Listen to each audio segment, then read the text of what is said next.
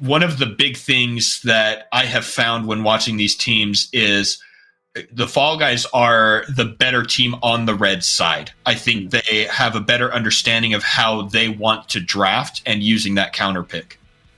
Yeah, and I do feel like red side just as a whole feels just a lot easier to draft as. It's just a lot more two-dimensional almost, or like very obvious about the advantages that red side have compared to what blue side might offer. So I'm excited to see what kind of picks that we're going to be seeing on 3 and 5. Those are kind of the big picks that are very famous in red side, especially on this patch. I just feel like there's a lot of like, I don't know, a lot of weird champs that you can just pull out if you want to. And so 3 and 5 is where we're going to start seeing those like weird wonky picks. But also deciding like series defining picks of, if the Fall Guys feel really comfortable locking in, let's say something like a Jax, and it doesn't feel like Team Unknown has a counter of that Jax, then that's a series defining pick that they can now start to bring up every single game or force the other side to be able to ban, and then that opens up another slot for them to play. It's things like that I just love in a best of 3. Yeah, it's similar to how at Worlds Yone was a red side ban, unless you knew that blue side didn't play it, so you could leave it open, and then banning it on blue side felt really, really bad. Right, exactly, because in that meta, blue side was the target bans, and red side you had to ban Yone, Aurora, and then usually another one of the gambits that were there, a couple of the coin flips. But Seraphine being first pick, I know, and this is something that I recognize from Team Unknown, is that they're a big fan of the Seraphine, and honestly, it feels pretty strong. The nerf that Seraphine just barely had recently doesn't feel like it's that big. It was only, I believe, 10% AP ratio on her Q, which to me doesn't feel like that enough to just push her out of the meta. Right, especially when you consider what she does, right? She's got that crowd control and she's got the healing, so how much does it actually affect her by reducing the damage a little bit? I want to talk about the Vel'Koz real quick, because I don't think I've seen a Vel'Koz in a very long time. Yeah, unless you're in like EUW and you're in like Azap Elo, where he's like the only Vel'Koz player. Vel'Koz Jhin is just a very interesting combo, if that is a Vel'Koz support, which is what we I feel like most commonly see. Potentially could be going mid. Will it? We'll see. Vel'Koz to me he's good at a lot of things, but isn't like whoa at something. You know what I mean? It's like, okay, yeah, he pokes, but like so can X champion and so can Y champion. There's a lot of things that he's good at, but like other champions do better. But also, if you're a really good Vel'Koz, like for example, Azap, you can take over games because people don't know the angles and things that you can get away with at Vel'Koz if you're just that one trick. Absolutely. So that lock-in does solidify. It is going to be the Vel'Koz as the support pick there. Ahri locked in for lock and load against the big dragon for death. And I've found that Aurelion Sol is a lot more fun to play when you understand how to stack your Stardust more. Yeah. I fell into the camp who was wrong and maxing E, thinking that that's how you kill all the minions and that's how you stack. No, a good friend of mine, Shazbot, actually, friend of the program even, told me, not, man, you stack it with your Q. Yeah. You max that Q and you just attack champions all day, and that's how you stack it. And it worked a miracle, T-Van. A miracle. Night and day difference with how I was able to play Aurelion Sol.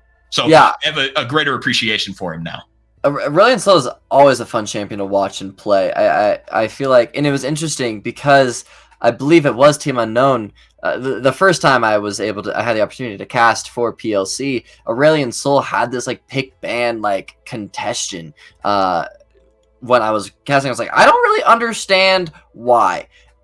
Do I understand fully why? Not really, but I think he is a very solid champion of just securing scaling for yourself. It's kind of like Smolder, where like, if we keep fighting, but we can survive X amount of time, I don't have to rely on winning these fights because eventually I'm a ticking time bomb. Eventually I'm going to take over the game completely.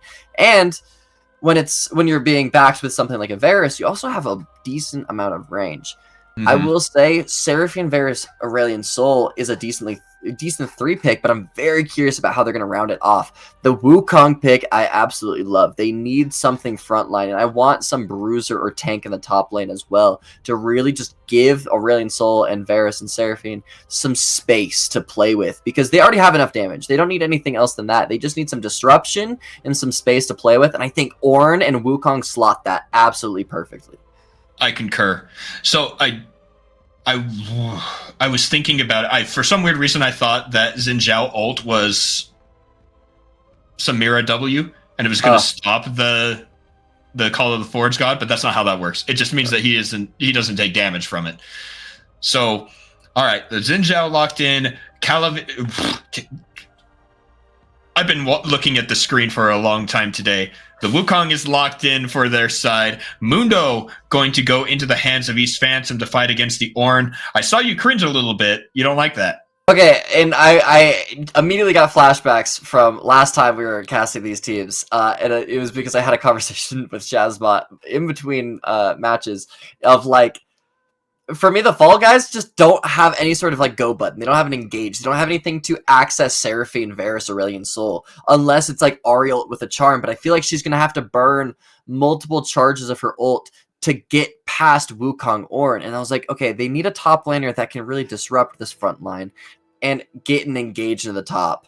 Dr. Mundo's not that. Not at all. I'm really scared about the Fall Guys' damage. Their AD damage just feels really lackluster. Jhin is not going to be able to shred Ornn Wukong. Jin's probably not even going to be able to do anything into or a Wukong Ornn. He's going to be able to play only through Curtain Call, but that's just not enough.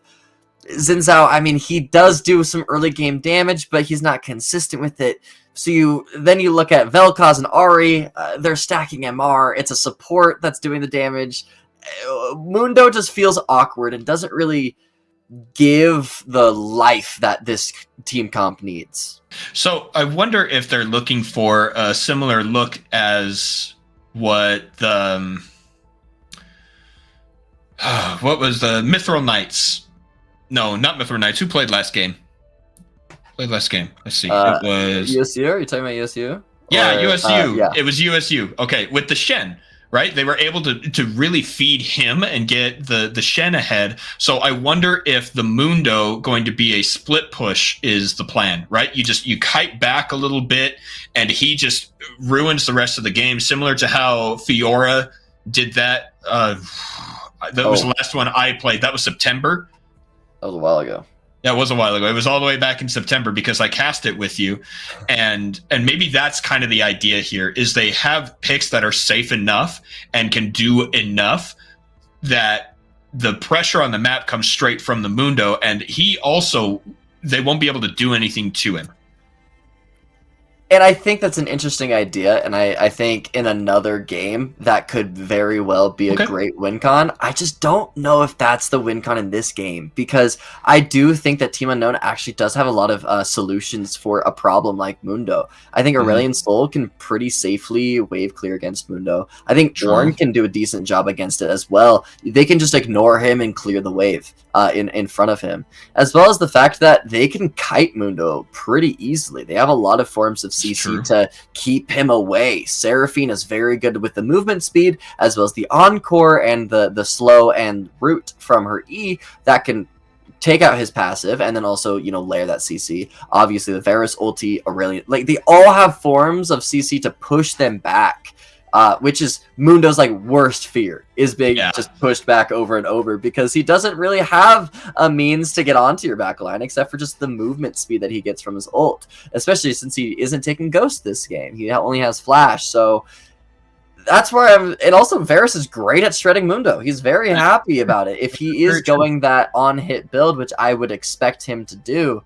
But also if he goes poke, hey, you're one-shotting a Jhin, Vel'Koz, Ahri in the backline, even Xin Zhao, who's decently squishy. He doesn't really go tank items. So a poke Varus, let Aurelion Sol with Liandry start to shred that Mundo, and, you're chilling.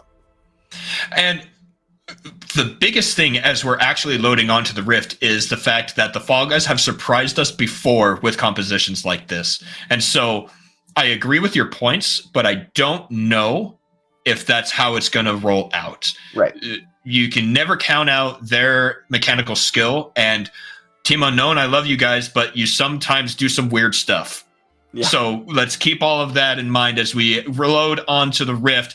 Game number 1 of our finals here. Team Unknown versus the Fall Guys in the honorary anniversary edition of the Progenitor League Circuit November tournament. You did raise a great point. Draft, at the end of the day, is just draft. Yes, theoretically, do I think that Blue Side should just strictly win based off of draft? Yes. Is that going to happen? No. That's why I love League of Legends. Like, that's the beauty of the game, is we can spend so long analyzing these drafts and the way that they're going to interact with each other. But at the end of the day, it's up to players and skill and knowing matchups better than the other, or finding little advantages, because nothing is 100% favored from one side or the other. No lane is 100% guaranteed win. You have to do it. You have to win it actively. You have the advantage, but will you win it? And I think where we're gonna see a potential grasp into the game is this bot lane. I do think that Varus and Seraphine do suffer a little bit into Jhin Vel'Koz. They don't really get to interact with something like a Vel'Koz and Jhin. They're able to just kind of fight back pretty heavily. As we can see there with Kiroro losing a third of his hit points already, just the amount of poke, and again, as we talked about last game, the unfamiliarity of a Vel'Koz joining the game. And it's paired with Jhin, who is also somebody that loves to trade in almost a similar way as Vel'Koz. Vel'Koz lands a Q, you're able to root, auto as Jhin, walk away, and they can't do anything, because if they run towards you, runs towards your Jhin, hey, Vel'Koz has another knockup, and also has some more spells to throw at you. So it kind of is a game of just like, how much CS can I get? Since we are seeing the on-hit Varus from the Lethal Tempo being chosen as that rune page. It's like, but just, Elijah?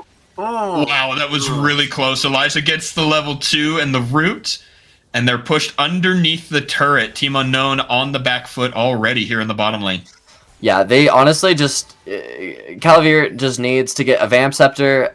Kuro just needs to be able to recall and get some levels under their belt, as well as a refill potion, and just survive. That is your objective down here. Just survive, get as much CS as you can, and wait for Wukong to start making some magic happen on the map. I mean, you're just all scaling, right? Ornn is scaling, Asol is scaling, Varus is a great scaler as well. As much as, he is a good lane trader, not with Seraphine. So just wait for Wukong, get a couple full clears down. We'll start seeing Team Unknown be pretty active, probably around like the 8-minute mark, 7-minute mark. Junglers are on pace with each other almost exactly. This looks very similar to the first game we had, where they ended up just farming the whole jungle, going into the opponent's blue side and dropping wards, except this time they're going to end up in the opponent red side. But they're equal on the farm once that Gromp goes down, so clear speed up a little bit for Team Unknown, and that's what you want to see, is getting your jungler out when you can. Calavir might be in some trouble. The root does go wide. Elijah wants to get the damage onto Kiroro. Calavir is really low, and the Fall Guys have the pressure on the bottom side, as they typically do. Yeah, and, Bad Guy Timo doesn't really have an option playing towards top side. I don't think they really have a lot of lethal Elijah! Potential. Oh, my... He was trying to stop a back that wasn't there, and he takes a turret shot and has to get the summoner heal from the Vel'Koz to stay alive. That's crazy. You know what? I respect it. You know what? Go for it. Yeah, I respect it. Honestly, it's just Giga Chat energy. Just show him I'm not afraid to die. I'm not afraid to die. It's a faster recall if he ends up dying there anyway. But I was just gonna say I don't envy Wukong's position, as he doesn't really have any pushing lanes. Ooh, he's gonna find Alpha Milk here. We got a fight here. Flash burn from Alpha Milk. Bad Guy Timo can follow it with the Asol's here. And Death is there. He's got the slow, and that is first blood to the big scary Star Dragon in the mid lane.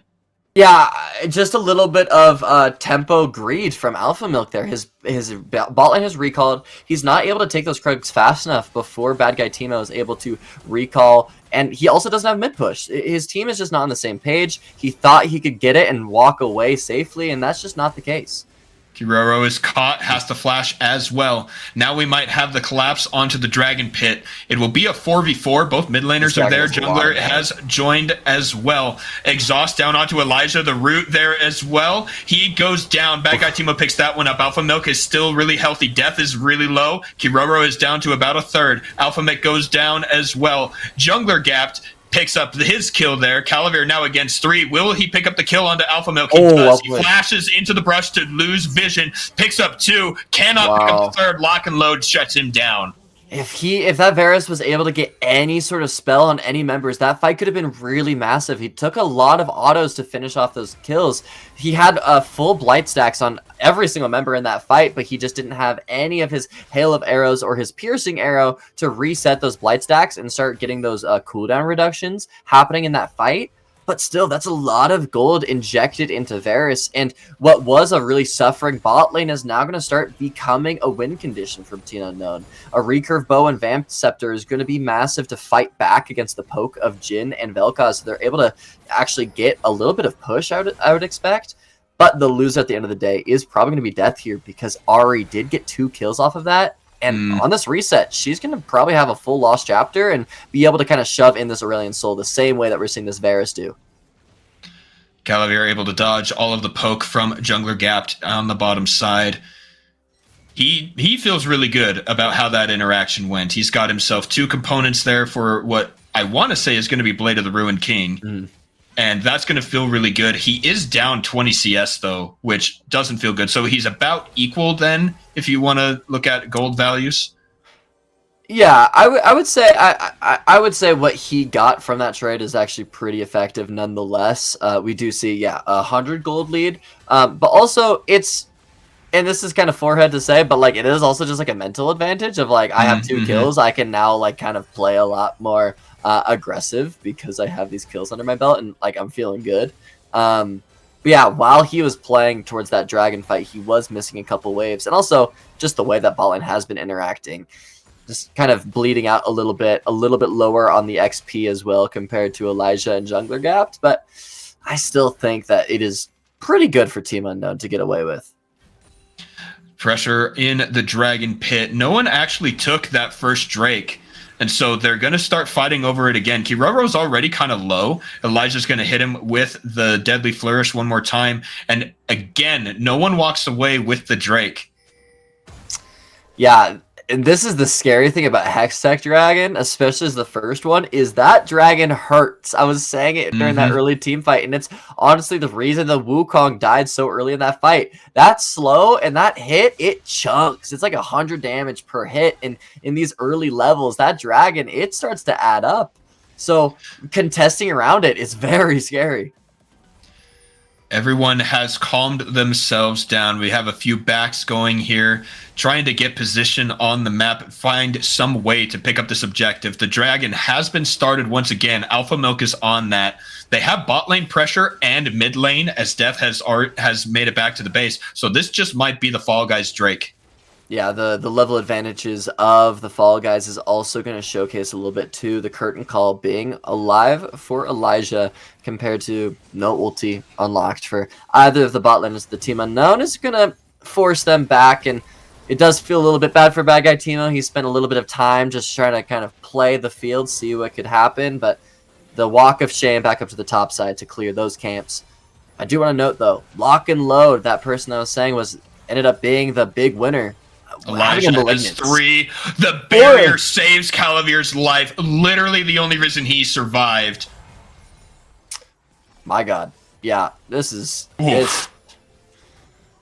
of sad to watch. This is brutal. Meanwhile, up on the top side, East Phantom does have the ult flash E from Bad Guy Teemo. East Phantom is getting out so far. He gets slowed. In comes Death. Slowed again, and that's going to be another kill. Big kill for Death there. It's the scaling time bomb of Aesol, and him getting that advantage, that gold. He's probably going to get Roa on this back now, especially if he gets some plates under his belt here in the top push. Probably has Roa matching the mythic that Ahri was able to unlock from his base. And so the mid lane matchup is starting to get really good for Team Unknown. This is exactly what Death wants. Only one Death to his name. and Nice. able to unlock these, defensive items of Roa, and it's scary seeing Xin Zhao and Ahri and Jin, because the HP being built from Acel, he's eventually going to become a mid laner that I don't know how they're going to deal with past about like 2-3 items. Mm-hmm. Yeah, and that's one of the scary things about a champion that scales with the game is they can build unorthodox as to their damage, right? It's similar to Veigar. You can build a lot of health items, a lot of resistance items, because your ability power is just going to go way, way up.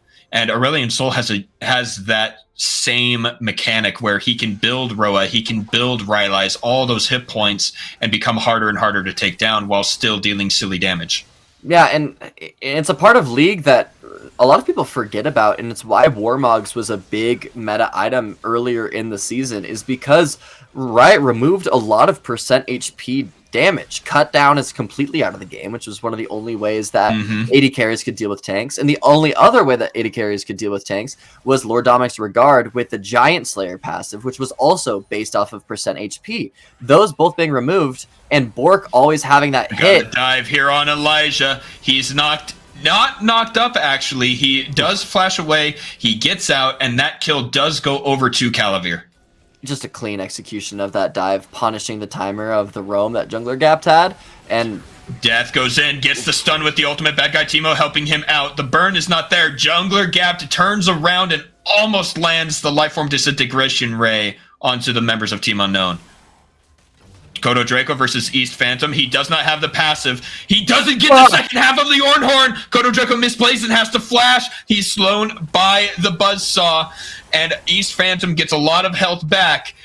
And that could have been so different if that had hit. Yeah, I don't know if he ever kills there. I don't know if he does enough damage through that Mundo ulti, but forced to burn flash there early on does feel quite bad, because as we can look on the bottom right, Herald is going to be up in about 1:40, and also Dragon's up in 1:30. So Kodo Draco not having flash accessible for those fights could actually mean, it's that cause and effect, the butterfly effect of we could see a fight that could have been won for Team Unknown if he had flash. We'll just have to wait and see how that turns out. But East Phantom now at Warmogs. Alpha Milk is rooted and slowed again by the beautiful flash, so that Alpha Milk doesn't knock Calavir into the Jhin. That was wonderfully played by Calavir. And it's just another weird play towards bot lane. You don't have your Vel'Koz there, and maybe you can play the 2v2, but again, it's Varus Seraphine, and Varus has Blade of the Ruin King. He's online at this point. Everyone on Team Unknown is starting to get online at their first item. Wukong with his Trinity Force, the Roa, as we were talking about before, online. And Calavir feeling great with the Blade of the Ruin King as well. Dragon up in 30 seconds. No flash down the Xin Zhao, nor ult. It's going to be a little scary to contest that. Death going in aggressive onto Lock and Load, but Lock and Load has the mobility of the Ahri ultimate. Flash forward, flash to get hit with the charm, and it doesn't matter. Death is just out of range and manages to win the 1v1. And it's a shutdown to go to death as the icing on the cake. Calavir in some trouble, gets knocked up. Lifeform Disintegration Ray will get him down. Elijah is very low, knocked up with the second Cyclone. Jungler Gap doesn't have his flash from last time, and that's going to be another 2 kills over to the side of Team Unknown. Kodo Draco versus East Phantom up on the top side. He gets the Brittle proc with the ultimate. He has the Call of the Forge God, gets the knockup, but ultimate is popped by East Phantom. He's just going to gain hit points after hit points with the Warmogs helping with that. And that fight seems so much more exciting, but ended up being nothing. Yeah, and he has the Warmogs, like you said, so he's able to just heal up. Honestly, Kodo Draco just needs to stop using these resources because there is no death threat for either of them. Ornn can always just walk away from Mundo, so it's just like, just let you save your HP, save your mana, and just play for the waves, and maybe wait for the rest of your teammates to hop over. Something that I do want to note, though, that bot side play obviously was massive for the kills, but also giving them an early dragon. And we talked about this in draft, and Team Unknown outscales the hell out of the Fall Guys. And so the Fall Guys need to play for soul. Having that one dragon gives them a lot of time to scale even further. Alpha Milk is contested by Bad Guy Timo. Alpha Milk, though, Xin Zhao does quite well in this duel. Death, unable to deal the damage because of the ultimate. He jumps back in. Bad Guy Timo walks away with 200 health. He healed with the Triumph is what it's called. He flashed forward from East Phantom, will secure that kill. He is immune to the crowd control, but he is slowed. In comes Kodo Draco trying to get the... Look at Death just blasting him with that dragon breath. East Phantom is going where he pleases, and he walks away, and he makes it out. Yeah, the movement speed of Warmogs is so silly to watch. And on the other side as well, bot lane dying. Calavier, I believe, just getting bursted from the Vel'Koz burst of the Luden's Companion unlocked. That's going to lose them the bot tier 1, but they're able to get this bot, or this mid tier 1 potentially, and might be able to convert on the top side, but Fall Guys are just finding a couple avenues in these early skirmishes. Jungler Gapped is unable to land the knock-up onto Kodo Draco, who uses the Bella's Breath to stay unstoppable. But Fall Guys have the push in mid. They actually might take this turret. They have the numbers and the wave. But Kodo Draco is here. He clears the wave before the champions can get there. They are going to try. That's a taunt underneath the turret. East Phantom is going to secure it. Death and Bad Guy Timo are up front. Alpha Milk jumps onto Death. In goes Bad Guy Timo. He gets the knock-up onto 2. That's going to be the first kill onto the Mundo. Death on a rampage now. I was actually surprised there. I thought the Vel'Koz would go first. He does go down. Alpha Milk down 2. Double kill for Calavier on the Varus, and now Lock and Load is left all alone here on the bottom side of his jungle. That turret isn't going to last very much longer. Elijah trying to do what he can to save it. Death goes unstoppable with the execute there in the Singularity. They're going to try and dive the turret. Elijah manages to flash away and stay alive. Does he have enough damage to kill Kodo Draco? No, because Orin is really, really tanky. Will we get an end to this fight? The only person to die on the side of Team Unknown is Seraphine, and it was an execute under the tower. Just a little bit of a silly, goofy play. But I do want to mention that is exactly what I was thinking about in draft is the Fall Guys, how do they access Varus and Aesol? They had a playground of a team fight there. Death was able to fly throughout, like, it felt like I was watching, like, War Thunder instead of League of Legends. He was able to just fly through so many different angles, getting a lot of uptime of damage, and just was never under pressure. Because while Ahri was trying to put pressure on them, and Jhin was trying to enter the fight, same as Vel'Koz trying to put that damage down, who was disrupting the fight? It was Kiora with a great ult, and Bad Guy Timo able to knock up 3 and just disrupt the backline. You can't ignore a Wukong that's right on top of you. So it gave them a lot of time to play with. And Team Unknown, they're going to take that very well. Because the Fall Guys, all their damage is burst. So once you run out of that Ahri combo and the Jhin combo, you got nothing else after that. We are 18 minutes in here. We're only about you know what? 500 gold is the difference. Look at that. That's actually crazy to me. The 2 extra turrets from Fall Guys. Kiroro dodges out the charm, but he gets his own charm down. Cannot escape Death here. Lock and Load is going forward. Death is here from the side of Team Unknown.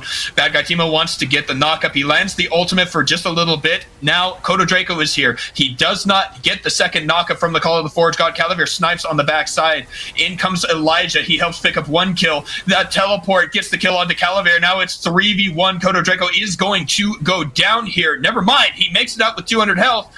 Elijah is on the chase, but now Death is all alone against East Phantom, Alpha Milk, and Elijah. A beautiful snipe there with the deadly flourish. They wanted to give the kill to someone else, but no one else was healthy enough. East Phantom will pick that one up, and that was a big swing for the Fall Guys. Well, if you cannot disrupt the backline and the damage dealers of Team Unknown with your champions, what if you do it with your brain? Mind control them into playing a team fight that is just completely discombobulated. Force TPs out and forced to gather and almost like you're juggling 3 balls, and then you start to mess up and you start just trying to catch what you can. Let the person die bot lane. Let the mistake happen. You cannot risk these fights because it's exactly how the Fall Guys get back into this game. And you were talking about gold lead earlier. You got to put context into it. The gold into Team Unknown is just so much better. But with the Fall Guys, they got to make plays happen fast. Rift Herald was running out of time. It is summoned in the mid lane. It doesn't get to crash. Got caught on some minions. Unknown were able to take out that Herald, and Fall Guys were able to grab the Chemtech Drake on the backside as well. Baron Nashor has now spawned, and that's going to be our objective to watch for the next few minutes. It is the objective to watch, but also the Fall Guys needs to start creating new objectives for themselves. They are a skirmish heavy team. They need to keep playing around the Xin Zhao Ahri Vel'Koz combo and allowing Jhin to play off it as well. And they just need to start creating new objectives for themselves. And what I mean by that is looking at these towers, maybe like this bot tier 2 or top tier 2, force Team Unknown to defend it and make a similar team fight as we just saw in the bot lane. Force them to start to scramble and try to collect and defend that objective, since there's no dragon. But you need to keep the game on your pace. If you sit back and wait for dragon to happen, Team Unknown's just going to happily scale. Roa's almost completed with Aurelion Soul. 3 items is what Team Unknown's starting to look at. Ornn items are going to start coming online here in the next level. You cannot stall, and you cannot just chill if you are the Fall Guys. I think Roa is actually already completed on Aurelion Soul. If we can get the items back up real quick, I'm pretty sure he has that, and he has the Rylai's. In fact, that's a fully stacked Roa. Yeah, that's what I meant by how close it was. Flash forward, Elijah caught with the Cyclone. He has the cleanse and the flash, but it's not worth using.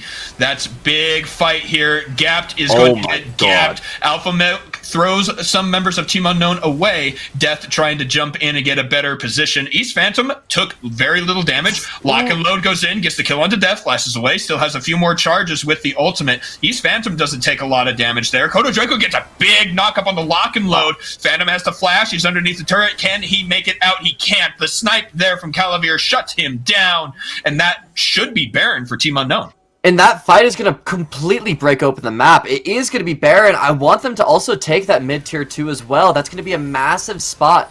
But in reality, if they just get Baron, it's breaking open the map. They have this advantage. They have this Baron. It's going to force the Fall Guys to take that step back that I was saying is a little worrying to do. Take that step back. Let Baron expire. But that's going to take a couple minutes to do, and guess what's up in the next couple minutes? It is going to be that next dragon, which is going to give them more scaling time, and that is terrifying. Ornn items coming in here soon.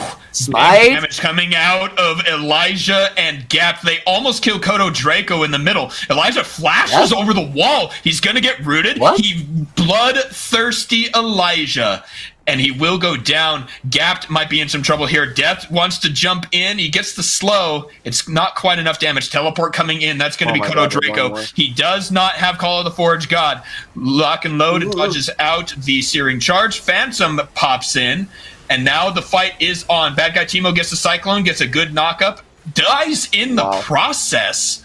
Unable to secure anything there. Knock up onto Alpha Milk. He flashes away, goes into the Crescent Sweep. He does not die. Death underneath the turret goes down instead. Lock and Load is still fighting here in the jungle. Picks up another kill on to Kiroro. Kodo Draco going to jump away, but he has no way to get the knock up. Lock and Load wants to get the charm. He doesn't because of the W, but they get the shut down anyway.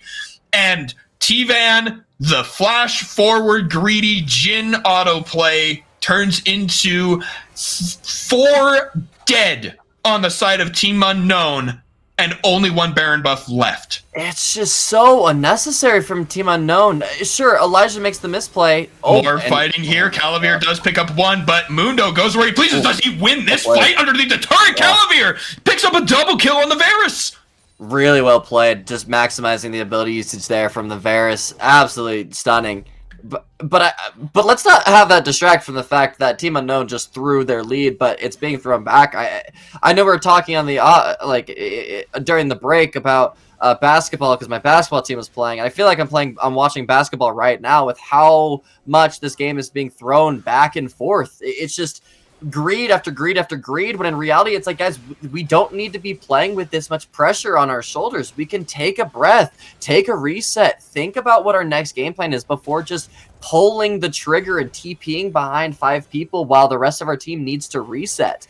I will say, though, at the end of the day, Team Unknown is still very happy with these plays. Look at the items that we're seeing here. Liandry's done for death, so Mundo is going to be like a piece of paper to him. Varus almost onto his 3rd item as well, and the Ornn item starting to come online as well. Team Unknown is becoming absolutely terrifying, and if you're a Fall Guys fan, the only hope you have is East Phantom. Yeah, and he's doing quite a lot. Like, the last few plays were kind of weird because of how many people died and all the fighting, like you were talking about. But the fact is, he is doing Mundo cosplay. He is going where he pleases and does what he pleases. He just goes right into 3 of them and doesn't die, and it's crazy. I mean, that's what you need to be doing on Mundo at this point. It's if you're the one with all the gold, you're the only person with these item spikes that Team Unknown is kind of struggling to deal with. You have to start making things happen. It allows Elijah and Lock and Load to potentially make something happen, potentially find some plays. You know, it's a little bit harder to dodge an Ari charm when you have a Mundo right in your face, so you can't look at both, right? That's the only avenue you really have at this point if you're a Fall Guys player. But that's starting to crumble with the side lanes being played, and you know Baron isn't up, but it's going to start being up again. Curtain call is here. Bad guy Teemo has to use the Cyclone to try and dodge everything out. Alpha Milk goes in onto Death. Crescent Sweep will keep him alive for just a little bit, but Calavir goes unstoppable. Elijah and Gapt on the run. The stun won't land, but the damage will. Gapt goes down. Blue turret destroyed up on the top side, but Elijah is now alone against 4. He has to back up and surrender the inhibitor. Once again, completely unnecessary to play that fight. I think they're trying to stall the recalls because if you look at the top side, East Phantom has been silently pushing top. He took top tier 2. He's pressuring inhibitor. He's still going. If you didn't give Team Unknown those free kills, they wouldn't have been able to match him top. They wouldn't have been able to get anything from that play. But now they're able to transition back to bot, play with this mid inhib, and start causing more chaos. Lock and Load was able to dodge the Call of the Forge God, and again, East Phantom is destroying their base. He's at the inhibitor now, and they're just now getting the backs. Bad guy Teemo's trying to do something, and he can't do it alone. Yeah, the only member that can really deal with him is Death. He did get that recall off, and he has TP. He could have TP'd earlier, and maybe, or even recalled earlier, doing like some sneaky recall, get that kill or push him back to base, and then TP back and keep playing with the tempo that Team Unknown has. But like I said before, it's both teams just kind of freaking out, feeling the pressure a little bit too much. Like, take a breath. You got what you got mid. You got the inhibitor. Just take the reset. Sure, there's that standing gold bot side, but again, it's standing gold. You can get it eventually later. There's no other objectives.